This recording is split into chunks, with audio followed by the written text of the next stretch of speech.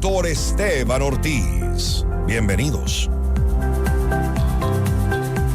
Hola queridos amigos, ya estamos al aire, pues 15 de marzo, vean ustedes, el año ha pasado volando y pues siempre con temas sanitarios coyunturales. Hoy vamos a hablar de la leptospirosis. La leptospirosis, esta enfermedad bacteriana, ¿qué es? ¿A quién afecta? ¿Quién tiene más riesgo? ¿Cómo la prevenimos? ¿Hay cura? ¿Hay tratamiento? ¿Hay vacunas y demás? Como es un tema coyuntural en donde el Ecuador más de 50 casos han sido reportados y un fallecido, pues hemos traído hoy a nuestro estudio a una colega investigadora, doctora, internista, la doctora amiga y colega Ana María Gómez. Mi querida Anita, ¿cómo estás? ¿Cómo están? Buenas tardes, un gusto estar aquí. ¿Qué es la leptospirosis que hoy por hoy pues ha hecho noticia en las primeras planas del Ecuador? Bueno, gracias por la invitación y un saludo a toda la audiencia.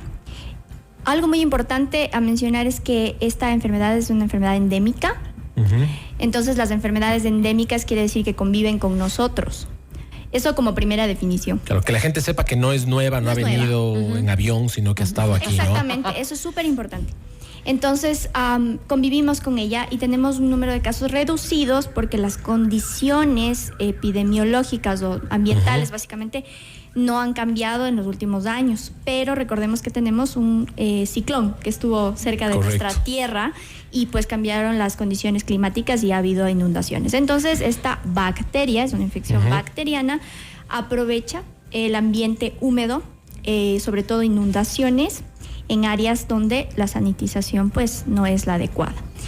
¿Qué es lo que sucede? Esta bacteria puede estar meses, inclusive desde días, meses, semanas, en el agua viva para infectar al ser humano. ¿Y cuál es el reservorio natural? Es la orina de las ratas y algunos otros animales. Así es decir, es una enfermedad zoonótica que la gente ya habrá escuchado. El COVID-19 fue una enfermedad zoonótica, es decir, atraviesa, digamos, salta desde un animal al ser humano. La mayoría son zoonóticas. Vean ustedes, la rabia es un ejemplo de enfermedad zoonótica, pero las ratas son los reservorios, ratas y roedores, reservorios naturales de la leptospira, pero puede infectar inclusive a nuestras mascotas. Y ahora justo veíamos, la doctora casi le da un beso en la boca a un perrito que tenemos aquí en la radio, y eso es parte también de las estrategias de prevención. Es decir, hermoso el perro. En la costa no hay salubridad en algunos lugares por la falta de agua potable. Digo en la costa porque en la sierra, por suerte, por los deshielos, tenemos un poquito más de suerte de tener agua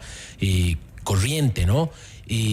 ¿Cómo se transmite esta enfermedad? Es decir, ¿cómo nosotros, que si bien hemos visto ratoncitos por ahí y por allá de vez en cuando en algún lugar, cómo eso puede generar un riesgo para nuestra salud? Nunca alguien piensa en que ahí estuvo una rata, tal vez se hizo pipí y tal vez hay leptospira. Exacto. Muy importante para que la población comprenda por qué asustarnos y por qué no asustarnos, ¿verdad? Entonces, la contaminación del agua, o puede ser incluso de tierra húmeda, con esta orina que contiene la bacteria, ¿sí? Esta orina de ratas y otros animales, sucede que puede tomar contacto con la piel no intacta de los seres humanos y a otras, digamos, membranas que puede atravesar, como las mucosas, inclusive la conjuntiva. Entonces, hay una inundación, alguien está en plena inundación, inclusive hay otras exposiciones como ríos de agua dulce, ¿verdad? Yo estoy en el río, puede incluso ser por diversión, vacaciones, etcétera, y tomo contacto con esta agua. Entonces, por lo general son mucosas. Todavía hay un poco de controversia a que la bacteria puede ingresar a la piel intacta, ¿sí? Y la segunda cosa importante es que no hay transmisión entre humanos. Correcto. ¿Ok? Es decir, ¿es solamente de los animales a los humanos? Exacto, sería de la orina del animal a los humanos. Es decir, si tu hijo tiene leptospirosis, tú le puedes cuidar. Totalmente. Tomando las medidas de prevención, no te va a dar leptospirosis. Te vas a contagiar, qué bueno. Ajá. A menos que te tomes la orina, que cabría decir que podría pasar. Podría ser, pero una cosa importante, hay reportes aislados de transmisiones entre humanos por relaciones sexuales, pero esto no es una vía de transmisión verídica, por así decirlo, o ya establecida. Correcto, correcto. Y vean ustedes qué interesante esto, porque he visto últimamente, bueno, si algo nos sobra a los ecuatorianos es la esperanza y el sentido del humor. Cuando hay inundaciones, vi en mis redes sociales gente surfeando en Guayaquil en las inundaciones, masiva, ¿no? Y veo gente en botes. Intencional y no intencional. Intencional, entonces claro, ellos disfrutan del problema, que es en este caso la falta de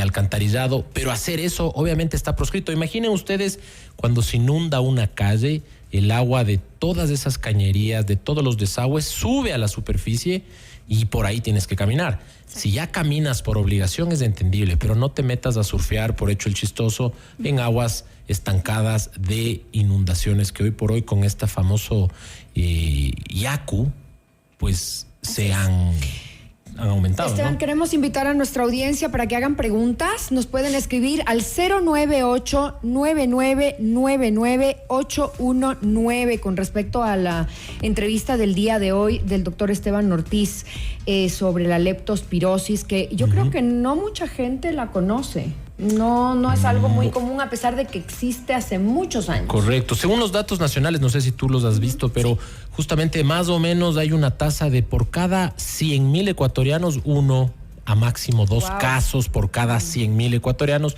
Y nosotros vimos con los datos de egresos hospitalarios mueren hasta el 2% en promedio. ¿Por qué? A ver, la infección por esta bacteria es una infección que en la mayoría de los casos, estamos hablando del 70% de los casos, quizás más, es leve y puede incluso solucionarse sin antibióticos. ¿Ya? Entonces puede ser que los pacientes no acudan para una atención médica. Tiene el lapso de una semana, la infección aguda, los síntomas más importantes que ya hablaremos. El otro porcentaje de pacientes pueden tener una infección moderada y hay un porcentaje muy pequeño que hacen la forma grave, que es de esta forma, bueno, se conoce como síndrome de Weil, y hay un fallo renal con un fallo pulmonar, ¿sí? Puede haber sangrados. O sea, es una enfermedad que puede llegar a ser mortal. Puede llegar a ser mortal. ¿Y quién, doctora, quién está llamado a ser vacunado? ¿Los animales, las personas? ¿Quién? Bueno, no hay vacuna. No hay vacuna. Ah, no hay vacuna. No hay vacuna. ¿Pero no se supone que para los animales sí? O sea, claro, para los animales hay vacuna, pero no a los seres. O sea, en los seres humanos, según veía, hay estudios en fase 2, 3. Sí, hay todavía estudios, pero no hay nada. Tenemos que recordar que para que una vacuna exista, tiene que ser costo beneficiosa y tener impacto en la salud pública. Esteban nos puede explicar más de esto. Que, por ejemplo, en el Ecuador, ¿por qué no ponemos en el esquema nacional la vacuna de hepatitis A? Porque no mata la hepatitis A. Y a la larga, yo tuve hepatitis A. A la larga es una infección pues que no impacta en detrimento de la salud pública. En este caso igual, nuestro número de casos es muy bajo, 1 por cada 100,000. Entonces implementar una vacuna, el costo, etcétera. Ahora, es súper importante que cuando hay estos cambios climáticos, pueden haber medidas preventivas a las poblaciones afectadas, como es la administración de dosis de antibióticos a la población expuesta. Pero estas son medidas que toma el Ministerio de Salud ya de forma poblacional. Y toman la decisión también por el número de casos, las gravedades, etcétera.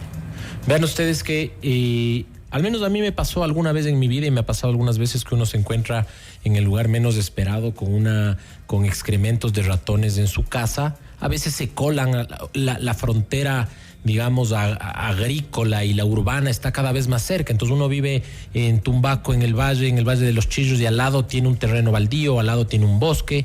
Los ratoncitos obviamente buscan comida en su casa y pueden llegar y orinar en su alacena. Exacto. Entonces, si es que usted justo eso preguntan, Esteban. ¿Qué preguntan? Los ratones de campo transmiten.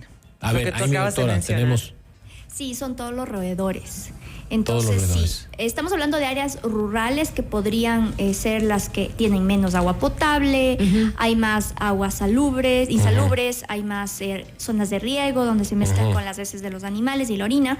Entonces, las áreas rurales donde está el campo es donde podríamos esperar el mayor número de casos. De hecho, cuando tú revisas quiénes son las poblaciones vulnerables, estás hablando de granjeros, veterinarios que trabajen en el campo. Este es el otro escenario de vigilancia de los verdaderos expuestos cuando no hay los cambios climáticos que pueden afectar a la ciudad. Entonces sí, ratones de campo, claro que sí.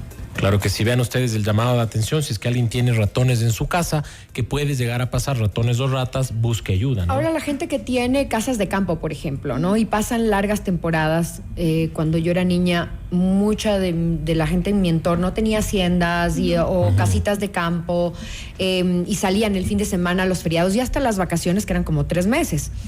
Y claro, tenías los animales de la quinta o de la hacienda o lo que fuera, muy normal, gatos, perros, qué sé yo, y dormían en la cama de los dueños, les daban besos en la boca. Eso es sumamente peligroso si es que estamos hablando de esta enfermedad que puede darse sin que uno se dé ni cuenta. Pues sí.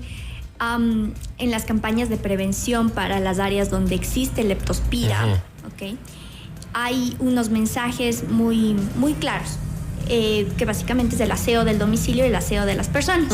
Entonces, está demostrado que, por ejemplo, personas que viven en el campo y que tienen este tipo de contactos, la higiene personal es súper importante para evitar la zoonosis, básicamente. Y la otra, se han reportado casos muy aislados de leptospirosis por mordida de animales, por ejemplo. ¿Okay? Entonces, a la final, el contacto tiene que ser una exposición bastante cruenta, por así decirlo, ¿no? No recomendar, pues no podría no recomendar besar a los animalitos y esto, pero claro, si voy al campo, estoy en otras situaciones, entonces tendría que extremar la higiene, es lo recomendable. Lo mismo en el domicilio, ¿no? Claro. Vean ustedes, aquí tenemos otra pregunta, Peggy nos hace llegar, Peggy Nails nos dice: está en vivo el doctor encontrado también en excremento de roedores sobre las latas de los supermercados. Híjole. En este caso, ¿qué debemos hacer? Acuérdense que en el COVID la gente erróneamente lavaba, pero la funda, creo que hasta los huevos y todo. Y realmente la COVID-19 no se transmite de esa forma, pero en cambio este tipo de enfermedades sí. Es decir, las latas de cola de bebidas en el Ecuador son poco comunes porque tenemos más la botella, pero, por ejemplo, el mensaje sería limpiar la superficie de aquel empaque que usted se lo pone directamente en la boca. Hagamos el ejemplo, no sé, pues tal vez la lata, tal vez estos jugos Tetra Pak que a veces, si bien vienen con un sorbetito que está emplasticado, pues quién por ahí te dice que en la bodega de tal o cual comercio o tienda los ratoncitos hacen su agosto, y pues vos vas y te compras, o tú vas y te compras, le haces el huequito al Tetra Pak y te chupaste el jugo, pero por ahí de paso te chupaste también la leptospira. Entonces, ¿qué hacer en general de prevención? En primer lugar, mencionar que en condiciones epidemiológicas en las cuales no hay estos cambios climáticos, no hay esta humedad, no hay exposición a inundaciones y aguas insalubres, pues la leptospira no está polulando. Eso es súper importante. Entonces, en la ciudad, en la urbanidad, creeríamos que esto no va a pasar. Entonces, la higiene de los alimentos en general y de los envases, pues es la misma. Es decir, hay que... Yo pienso, a ver, muy de opinión de médico y la evidencia está orientada a que limpiar las latas es mínimo de higiene. Correcto. ¿Okay? Pero no hablemos de que ese es un medio de transmisión. Claro, muy improbable. Yo tengo que tener contacto de mis mucosas, mis conjuntivas, con agua contaminada con orina de rata. Claro. ¿Ya? O comerte también la leptospira, que podrías por ahí... Podría ser. Claro. Podría ¿Y qué pasa si cuando uno saca, bueno, yo no tengo mascotas, pero quien tiene perros, por ejemplo, que siempre los sacas a pasear, que vayan a la calle muchas veces, a las veredas o a parques, tú no sabes si por ahí pasó una rata contaminada y dejó su orina o defecó y estaba contagiada, y quizás el perro se rozó o en las patitas y luego se lame? Bueno, yo no soy veterinario, pero sí creo que hay una lógica muy importante en el hecho de que las áreas que están destinadas donde nosotros tenemos mascotas y paseamos con las mascotas son áreas que también tienen cuidados públicos, ¿verdad? La sanitización pública. Que debería haber. Debería existir. Entonces, en las ciudades nosotros somos un país que tenemos salubridad, ¿sí? Entonces, en las áreas urbanas no. En las áreas rurales yo me preocuparía más de esto. Claro, vean ustedes que yo lo presencio cada martes y jueves que pasa la basura en la casa. Viene la gente, porque no sé si ustedes se acuerdan, pero cuando yo era niño todas las esquinas tenían un recolector de la basura, de las fundas. Entonces era un tubo que tenía una canasta y esas casas tenían la canasta para la basura. Pero claro, como los comedidos pasan botando la basura por la canasta que no les pertenece, mucha gente optó y dice, no, ahora ya no tengo la canasta, entonces saco la basura y la pongo en la vereda.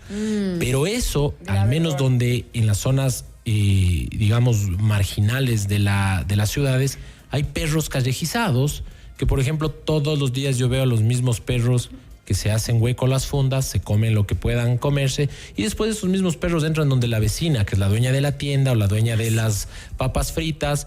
El perrito se acuesta, el niño le acaricia y básicamente se cierra el ciclo. Entonces, los ecuatorianos, como decía Plutarco Naranjo, somos, no sé si se puede decir esto al aire, pero somos, comemos heces, ¿no es cierto? No voy a decir la palabra, pero Plutarco Naranjo nos decía que somos come heces porque en todo nos estamos comiendo bacterias relacionadas con la transmisión fecal-oral, porque es común, al menos en nuestro contexto. Creo que hay preguntas en tu live de Instagram.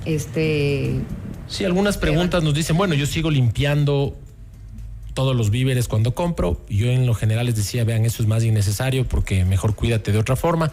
Pero volviendo a este tema, digamos, si es que alguien tiene preguntas en el live sobre la leptospirosis, que vemos que se han unido algunas personas, háganos llegar. Lo importante es con los perros. A ver, la Anita, yo aquí pongo, perdón, la mano en el fuego, ella tiene perrijos también, ¿no? Entonces es de la generación que besa, ama, acaricia y duerme con los perros. Y eso, claro, el perrito es limpio y es de casa, pero el perrito cuando sale huele excretas de perros ajenos. Entonces, creo lo que yo que decía. sí, es súper importante hablar en este escenario más de las geohelmintiasis, claro, que son los parásitos. Acá hablan de los conejos, doctora. Conejos. Sí, buena tarde, yo convivo con conejos. ¿Ellos también transmiten esta enfermedad? No hay reportes de conejos. Bueno, no hay reportes, podrían haber, pero aquí yo tengo que hacer un paréntesis de los conejos. Déjenme decirles que, perdón, el sesgo, son las peores mascotas que alguien pueda tener. ¿Por qué? Al menos me han dicho las conejas hembras, porque hacen hueco y quieren tener sus nidos, se comen todos los cables habidos y por haber, y obviamente su orina va mezclada con su deposición. Déjalo en el campo, y no es como el perrito que tú le enseñas, sino que te deja una estela en la casa. Entonces mi recomendación es esa, ¿no? Si bien somos más conscientes de los animalitos y de las mascotas, hay animalitos que están mejor en el campo. Doctora, ¿y las vacas, los bovinos, los caballos? Estos mamíferos no están relacionados. No están relacionados. Vean ustedes la leptospirosis, una de las tantas enfermedades zoonóticas. ¿Cómo tratamos la enfermedad grave? Es decir, sabemos que afecta el riñón. ¿Cuál sería yo como doctor, te digo, pensaría en leptospirosis después de descartar 20 enfermedades antes? Porque, claro, uno piensa en esta probabilidad, teorema de Bayes, y no es probable, prefiero pensar en una salmonelosis, porque aparte los síntomas, ¿cuáles son? Exacto. Entonces, no lo diagnosticas y no lo piensas, sobre todo en el contexto epidemiológico. Correcto. He hablado mucho de esto. El nexo epidemiológico para este tipo de infecciones es fundamental. Correcto. Importante recordar que la leptospira también es una de las enfermedades olvidadas del trópico, ¿ya? Las neglected disease en inglés. Y justamente por eso, porque está asociada a la pobreza, a estos cambios del clima del trópico, y también porque es olvidada, porque no la piensan, ¿sí? Se parece a otras infecciones de fiebres icterohemorrágicas, se parece. ¿Qué me pasa? Pues el Ministerio de Salud sacó una claqueta súper interesante y yo creo que no puede ser mejor explicada. La primera semana se caracteriza por un síndrome febril que afecta mucho al paciente. Correcto. Los primeros 7 días el paciente tiene fiebre, tiene dolor articular intenso, dolor muscular intenso y puede haber síntomas gastrointestinales como náusea, vómito, dolor abdominal, diarrea. ¿Ok? Básicamente es eso. Hay otros descritos, pero esos son los principales. Es su forma leve a moderada. Esto no debería cambiar más de una semana, no puede durar más de 15 días y eso es toda la infección. En las formas graves puede haber hasta afectación del sistema nervioso central, con alteraciones como meningitis. Eso es un poco más... digamos que detallado en cuanto a los síntomas. La forma ictérica o que te pones amarillo es también una forma grave, entonces aparece además la coloración amarillenta de mucosas, ojos y piel. Entonces eso podría ser otro síntoma. Ahora, los pacientes graves son pacientes que luego de una semana de estos síntomas iniciales que mencioné pueden llegar a tener fallo respiratorio, entonces perfecto. Dificultad para respirar. falta de aire, ¿no? Respiración rápida, agitada, hemorragia pulmonar, entonces tos con sangre, dejan de orinar, ¿sí? Puede haber fallo renal. Y falla multiorgánica. Y falla multiorgánica con una sepsis grave por Perfecto. la bacteria que está en sangre. Bueno, vean ustedes qué interesante, gran cantidad de síntomas inespecíficos que cabe decir, como bien dijo la doctora, el nexo epidemiológico y el contexto. Hoy que hemos hablado de leptospirosis, pues hoy piense siempre en leptospirosis y obviamente acuda al médico. ¿Dónde te encontramos, Anita? Pues estamos en el edificio de Citimed, en la clínica Suportamed. Nos encuentran así en redes como Suportamed. Suportamed. Bueno, esperemos que no le encuentren porque no queremos que se enferme ni que se infecte. Que no necesiten. Pero al ser médico internista, pues tiene igualmente las otras competencias de la salud en general. Mantengámonos sanos. Es importante mencionar a la gente que no hay esta idea de la medicina del viajero.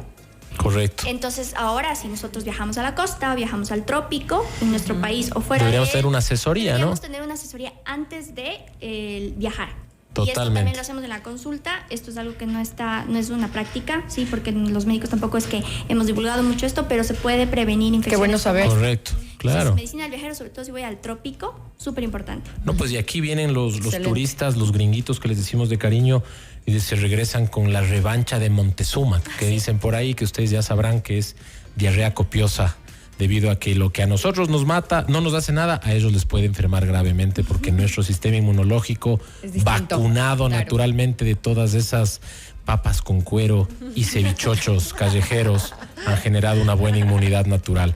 Muchas gracias, pues un tema interesante, la leptospirosis. El siguiente programa va a ser lunes. Les hago la invitación por razones logísticas, llamémosle así. No grabaremos el miércoles, sino lunes.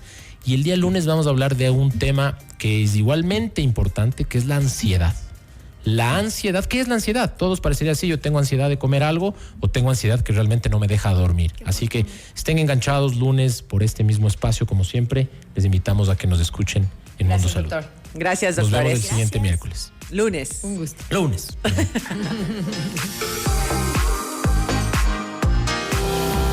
Hasta aquí Mundo Salud